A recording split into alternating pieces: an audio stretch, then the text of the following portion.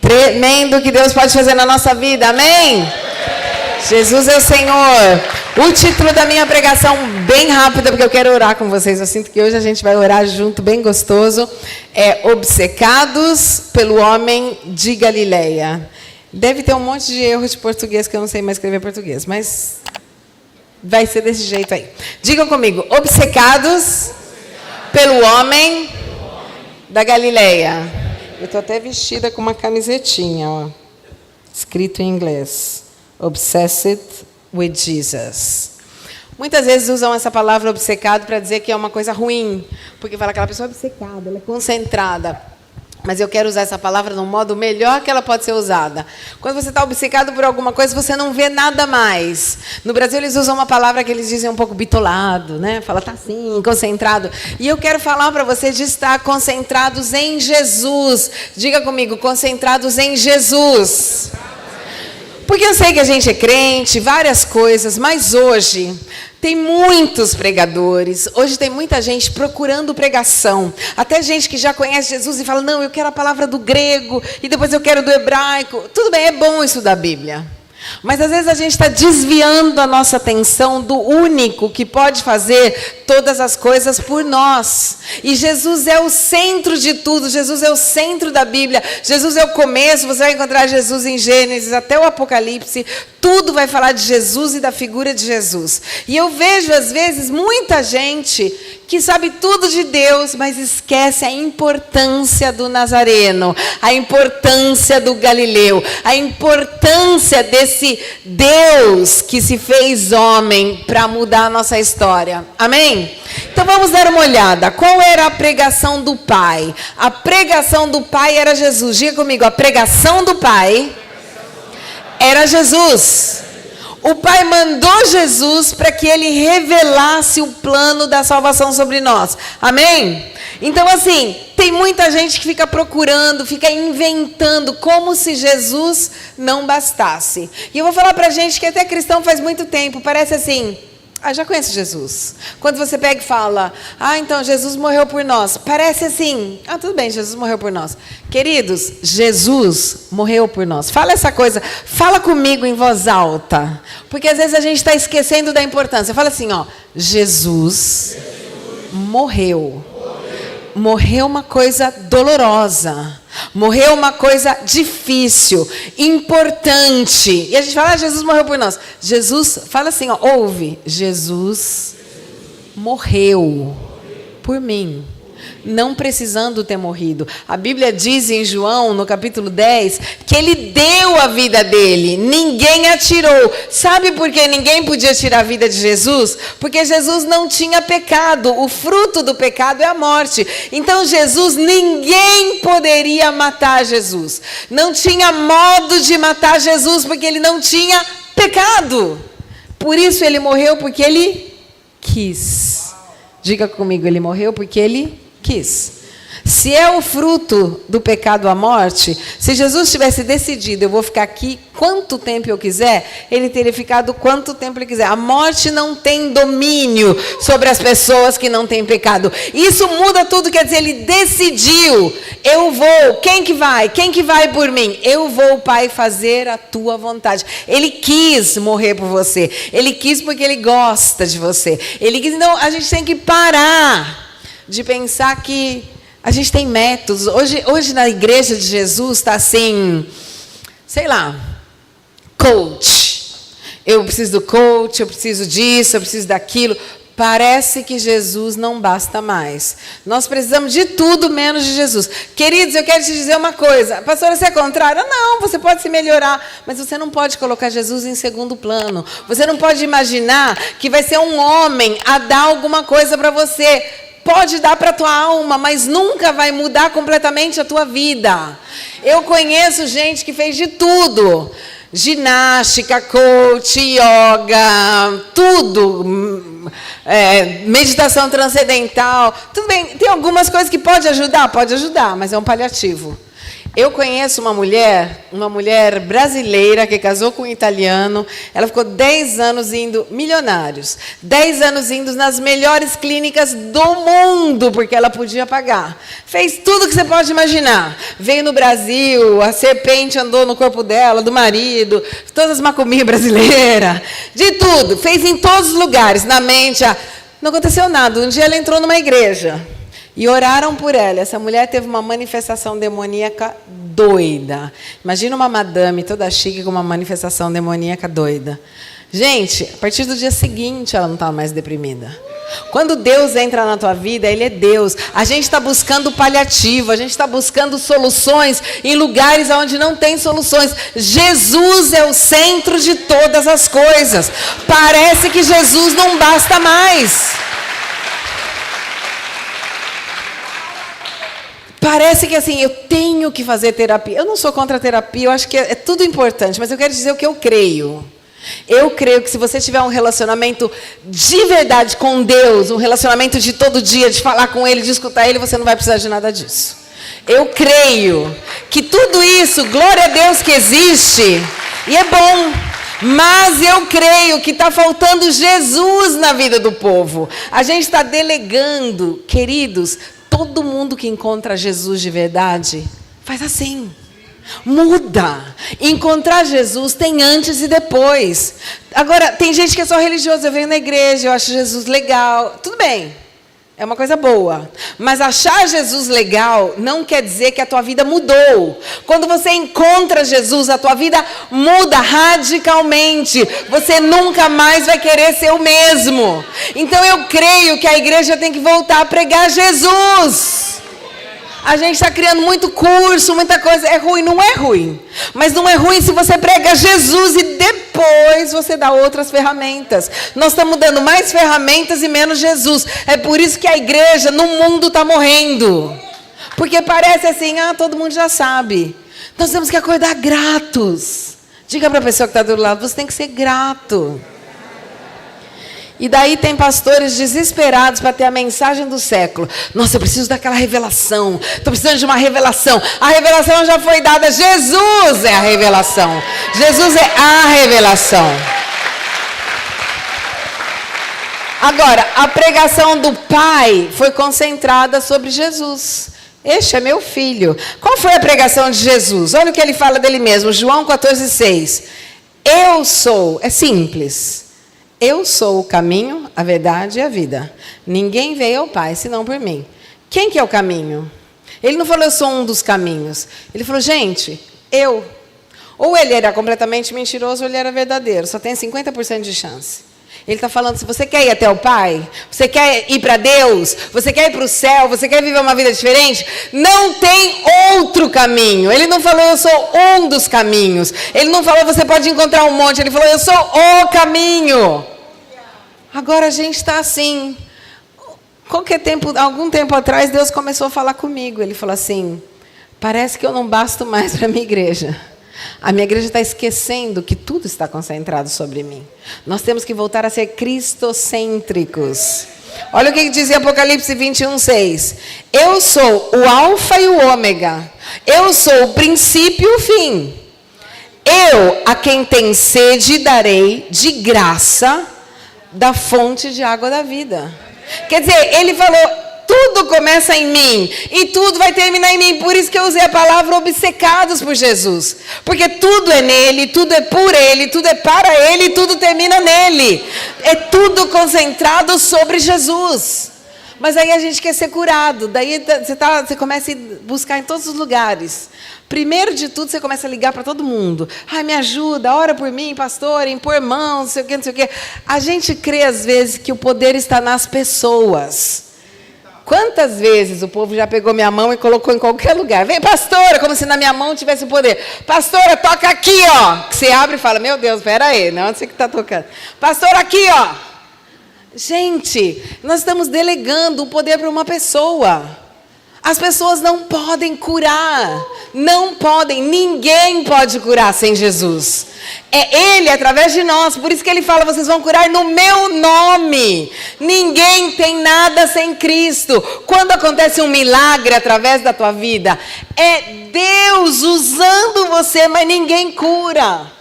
A gente fica idolatrando pessoas. Nossa, aquele pastor quando prega, e você fica quase idolatrando o pastor. Não, queridos, aquele pastor não vale nada se Deus não fizer algo sobrenatural. Eu não tenho nenhum valor sem Jesus.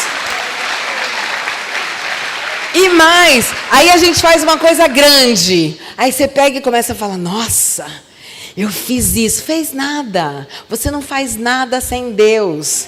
É tudo pela graça de Deus. Eu lembro uma vez quando o nosso pastor do louvor, estava jovem na fé, ele orou por uma moça que usava óculos, ela usava um fundo de garrafa, tirou o óculos e ficou curada. Foi muito engraçado. Ele era jovem na fé, ele chegava e falava assim, eu curei uma quase cega. E eu comecei a rir, falei assim, isso não vale nada, cara. Você não cura ninguém. Aqui ninguém cura ninguém. Quando acontece algo de bom, é porque Deus está usando a nossa boca, o nosso coração. Tem uma coisa que chama unção. O que nós somos quando estamos pregando é diferente de quando você está ali. Porque aqui você está debaixo do poder do Espírito Santo. O que sai do púlpito sai pela glória de Deus. Vamos parar de colocar confiança nos homens. Maldito homem que confia no outro homem. Às vezes você não é curado porque você fica esperando o Benihim de turno, que ele venha. Quando vier aquele pastor eu vou ser curado. Não. Jesus, através de um pastor, sem pastor, Jesus vai te curar. A nossa confiança tem que ser em Deus. Está faltando Jesus na igreja de Jesus. Eu sei que você fala, mas a gente fala sempre de Jesus. Falar sempre de Jesus não quer dizer ter relação com Ele. Você pode falar sempre de um monte de gente e nem conhecer aquela pessoa. Você pode admirar. Quantas pessoas admiram alguém? Aqui, né, no Brasil, por exemplo, tem futebol. Você admira a pessoa. Você pega e fala, nossa, aquele jogador. Ai, o Kaká, o não sei quem. Nem sei mais quem, que eu não sei como é que é futebol. Mas deve ter uns aí, né, que você admira. Quem que vocês admiram aqui? Tem um bom aí ou não tem mais bom? Acabou. O Neymar de turno, aquele cabelinho amarelo, que coisa feia, né? Todo mundo com esse cabelinho amarelo, meu Deus. O negócio feio, fora de moda.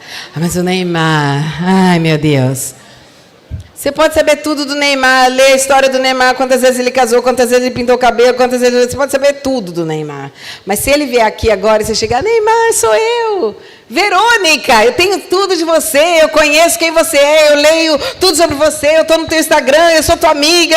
O que ele vai falar?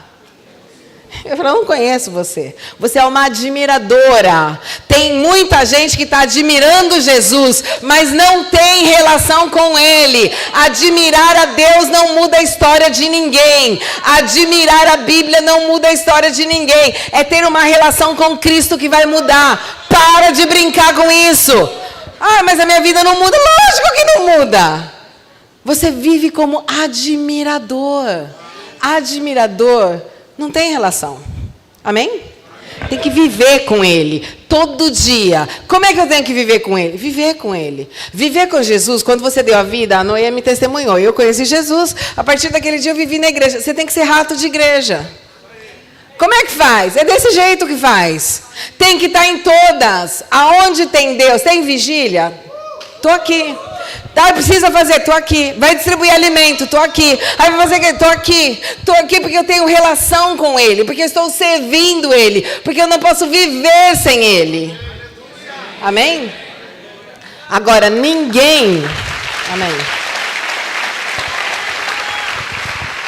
Agora, ninguém consegue ser obcecado por Ele se não foi tocado por Ele. Porque, da onde que vem essa paixão? Vem quando você conhece. Quando você conhece, você ama. Se você hoje não tem essa paixão, esse desejo de ver Deus, de orar, de servir, de ir em missão, de acordar cedo, de dormir tarde, de fazer tudo que pedem, de abrir igreja, isso são desejos que Deus põe. Talvez você seja um maravilhoso admirador de Jesus, mas isso não muda a tua vida. Dá um cutucão na pessoa que está do teu lado e fala, não muda a tua vida ser um admirador de Jesus. Vamos ver a pregação dos apóstolos. Colossenses 2, 8 e 9 diz assim. Advertência contra os falsos ensinos. Olha o que diz. A divindade do cristão é sua obra redentora. Cuidado que ninguém vos venha a enredar com sua filosofia e vãs sutilezas, conforme a tradição dos homens, conforme os rudimentos do mundo e não segundo Cristo, porquanto nele habita corporalmente toda a plenitude da divindade. O que mora dentro dele? Diga comigo, toda a plenitude da divindade. O Pai pregava Jesus. Jesus falava dele mesmo. Os apóstolos falavam dele. Eu, irmãos, quando fui ter convosco, anunciando-vos o testemunho de Deus, não fiz com ostentação e linguagem ou sabedoria, porque decidi nada saber entre vós, senão Jesus Cristo e este crucifixo. O que está faltando na igreja? Saber isso. Paulo falou, eu não quero saber de filosofia.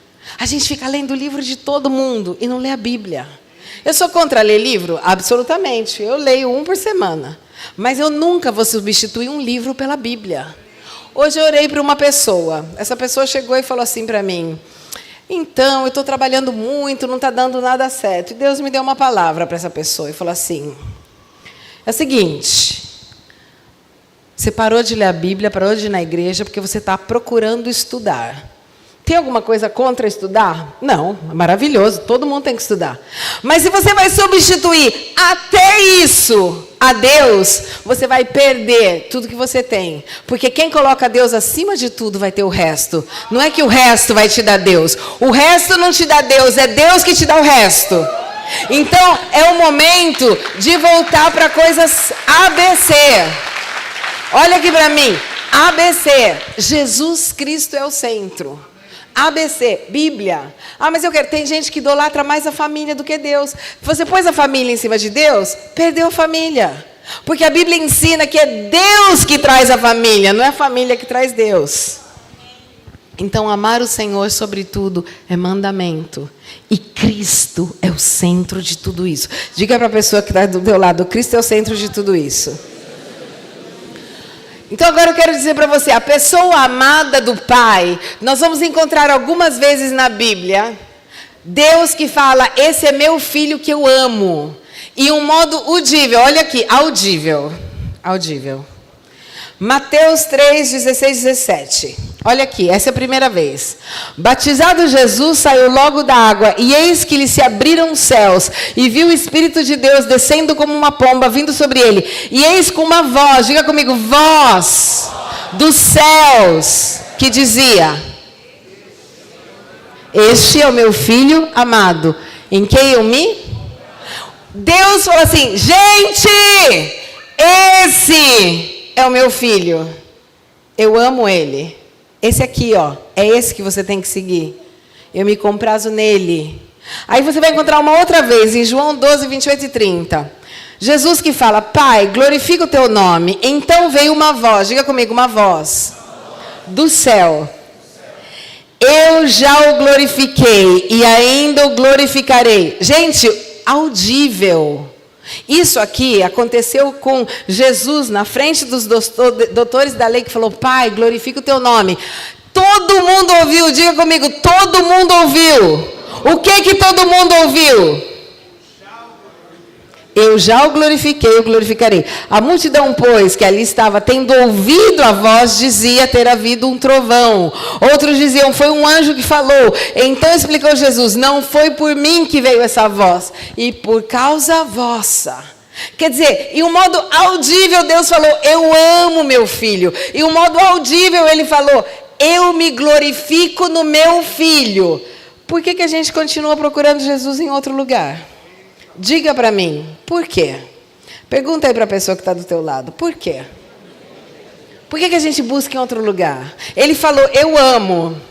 Os apóstolos falaram, ele é o centro. Paulo falou, eu não quero saber mais nada que Jesus. Olha como a Bíblia é toda concentrada sobre Jesus. Por que você está esquecendo disso? A igreja está ficando fraca, porque a gente está esquecendo que a igreja é cristocêntrica. Olha uma outra passagem aqui, Mateus 17:5. Falava ele ainda quando uma nuvem luminosa os envolveu. 3 vezes a Bíblia vai falar, Deus vai falar com voz audível que Jesus é o Filho, que Jesus é o centro, que Jesus é amado. E essa aqui é a outra. Quando uma nuvem luminosa os envolveu, e eis vindo da nuvem uma voz que dizia: este é meu Filho amado, em quem me comprazo. A Ele... Por que a gente tem problema e vai falar com amigo? É ruim falar com amigo? Não, mas antes vai falar com Deus, querida. Muita gente não está tendo relacionamento com Deus porque está substituindo esse relacionamento com outras pessoas. Você está com problema? Corre para Deus. Você está chorando? Corre para Deus. Sabe quantas vezes eu fiquei em momentos terríveis da minha vida que eu queria gritar, chorar? Eu não liguei para ninguém. A única coisa que eu pensava é: eu não vejo a hora de ir para casa para chorar com Deus. Não vejo a hora de ir para casa para chorar com Deus. Porque Ele é o meu melhor amigo. Ele é o nosso melhor amigo. Você tem que caminhar com Ele. O objetivo é que quando você caminha com alguém, você se parece com essa pessoa. Me diga com quem você anda e eu direi. E aí? Por que a gente não está se parecendo mais com Jesus? Porque a gente está andando com muita gente, muita coisa e pouco com Ele. É muito simples o que eu quero dizer para você hoje. Volta a se concentrar sobre Jesus. Volta a se concentrar sobre Ele. Quem é Ele? Ele é o amado da tua alma. Sabe o que quer dizer amado da tua alma? Quer dizer que Ele completa a tua alma. Quer dizer que toda necessidade que você tem, Ele vai completar, até a afetiva. Por que você está assim? Toda carente, fica falando: ai, estou precisando de um marido. Não tá, querida, não tá precisando de Deus. E Deus não vai dar um marido enquanto você precisar dele. Uma vez uma menina falou assim para mim: quando é que eu estou pronta para casar? Eu falei: quando você não precisar mais casar. Quando você não precisa de alguém, você casa para compartilhar a tua vida, não por necessidade. Ai, se Ele me amar, eu vou sair da depressão. Sai nada, é cheio de gente assim, casado, deprimido. Até pior, se você quiser saber. Amém? E aí você fica nessa expectativa. O que eu quero dizer para você? Não é um homem que vai te curar. Não é um pastor que vai te curar. Não é ninguém, é Jesus. Ele cura, Ele salva, Ele liberta, Ele transforma. Não é uma pessoa. Aí acontece um outro problema. O problema é que, para eu ser forte, eu tenho que saber o que eu faço. Daí você faz assim: oi, tudo bem? Aí você se apresenta: eu tenho 2 células. Eu não perguntei quantas células você tem, perguntei quando você está. Às vezes a gente começa a contar e ter força pelo que nós fazemos. Olha aqui na Bíblia, chegou um momento onde Davi resolveu contar quantas pessoas ele tinha. Antes de ir para uma guerra, ele quis fazer um censimento. Olha aqui o que aconteceu, levantamento de censo. Olha o que diz aqui. Então Satanás, quem que foi? Satanás se levantou contra Israel e incitou a Davi a levantar um censo de Israel. Disse Davi a Joabe e aos chefes do povo: ide, levantai o censo de Israel desde Berseba até Dan, e trazei-me a apuração para que eu saiba o seu número. Então disse Joabe: multiplique o Senhor teu Deus a este povo 100 vezes mais. Porventura, ó rei, meu senhor, não são todos servos do meu senhor? Por que requer isso, meu senhor? Por que trazer assim culpa sobre Israel? Porém, a palavra do rei prevaleceu contra Joabe, pelo que saiu Joabe e percorreu todo Israel. Então voltou para Jerusalém. Deu Joabe a Davi o como é que está escrito ali? Recenseamento do povo. Havia em Israel 1.100.000 homens que puxavam a espada. Em Judá, que eram 470.000 homens que puxavam a espada. Porém, os de Levi e Benjamim não foram contados entre eles, porque a ordem do rei foi abominável a Joabe. Davi... Não me esqueci aí, depois eu conto. Queridos, por que diz que Satanás levou ele a contar? Porque Deus queria que Davi tivesse a confiança nele. Não em quantos líderes eu tenho para abrir uma obra, quantas pessoas fortes eu tenho. Deus não queria que Davi contasse a força do braço dele. Deus queria que Davi colocasse a força nele. Se o Senhor mandar você abrir uma igreja, mesmo que você vá sozinho, não importa se você tem líder, você vai. Porque a força não está no teu braço, no teu líder, na tua liderança e nem em você. A força está na palavra de Deus. Amém? Eu sou exemplo disso. O Senhor falou para mim, abre uma igreja. Eu tinha 25 anos. Numa nação que não era minha, numa nação onde não tinha uma mulher pastora, era jovem, mas Deus falou, abre. Quantas pessoas eu tinha? Uma cheia de problema, um que tinha acabado de se converter e 2 deprimidos. O pessoal de Adulã era nível alto para mim. Mas Deus falou. E Deus que falou, usou aquela menininha, aquela outra menininha, aquela desesperada, aquela sem cabelo, para mudar a história da vida de pessoas. O Senhor falou, é Satanás que faz você ficar contando. Então a gente fica contando quantas pessoas eu tenho, quantas pessoas eu tenho no meu life, na minha célula, não sei como vocês chamam, quantas pessoas tem na igreja. O povo já conhece, começa a falar, quantas igrejas você tem? Quantas pessoas você tem? Não importa. Importa fazer a vontade de Deus. Não importa quantas pessoas nós temos. Pastora, mas não vai ter um resultado? Vai. Mas não importa. A gente vai porque Deus mandou ir, não vai porque você tem força. O sucesso e a vitória de acordo com a Bíblia. Você está pronto para ouvir? Então vamos lá. Número 1. Sucesso, olha o que a Bíblia diz. Sucesso é levar as pessoas a conhecerem Cristo. Não importa quantas, importa que você faça isso. Número 2. Sucesso, segundo a Bíblia, é ter intimidade com Deus.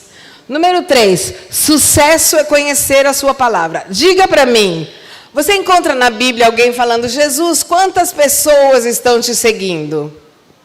Jesus nunca falou, eu tenho 1000. O povo falava. O povo falava que tinha multidões. Você vê o apóstolo Paulo preocupado com o número? Com o que o apóstolo Paulo estava preocupado? Que todo mundo conhecesse Jesus. Ele abria igrejas de 5, de 3, de 10, de 30. Então, o que eu quero dizer para você? Para de calcular o que você tem e o que você não tem. Viva na obediência de Cristo. Amém? E a outra coisa, não existe sucesso sem sucessores. Diga comigo, não existe sucesso sem sucessores. Então, olha aí. No Novo Testamento, o sucesso era medido de acordo com quantas cidades e quantas pessoas conheciam o Evangelho. Quantos discípulos deixavam na cidade para continuar o que os apóstolos tinham começado. Quanto as pessoas eram dispostas a sacrificar por o Evangelho. Essa coisa de ficar contando com a tua força, eu tenho tantas empresas, eu tenho tanto dinheiro, isso às vezes tira a tua atenção da fé. Lembre, obedeça ao Senhor, mesmo que você não tenha nada. Diga lá para o teu amigo, eu obedeço o Senhor, mesmo que eu não tenha nada. E a última coisa, para ter a vida eterna, o que precisa fazer? Perguntaram para Jesus, e ele falou assim, em João 17,3, a vida eterna é essa, que conheçam a Ti, o único Deus verdadeiro, e a Jesus Cristo, a quem enviaste. Pastor, o que você quer dizer essa noite para a gente? Para a gente voltar para a simplicidade. Eu tenho uma palavra muito simples e eu vou orar com você. Vamos voltar à simplicidade. A gente está inventando muita coisa agora. Tem muito curso. Você abre o internet, tem curso de tudo. Queridos, curso da mente, curso de não sei o quê, curso para crescer, curso para diminuir. Vamos voltar para a simplicidade do Evangelho. Amém? Vai ter um tempo muito difícil sobre a terra. Já está tendo pressão sobre cristão. Se você não é um cristão verdadeiro, você não vai ficar de pé. E para ser um cristão verdadeiro, você precisa conhecer Jesus. Para de ser um admirador de Cristo. Seja de verdade um amante da sua palavra, um amante da sua pessoa. Amém?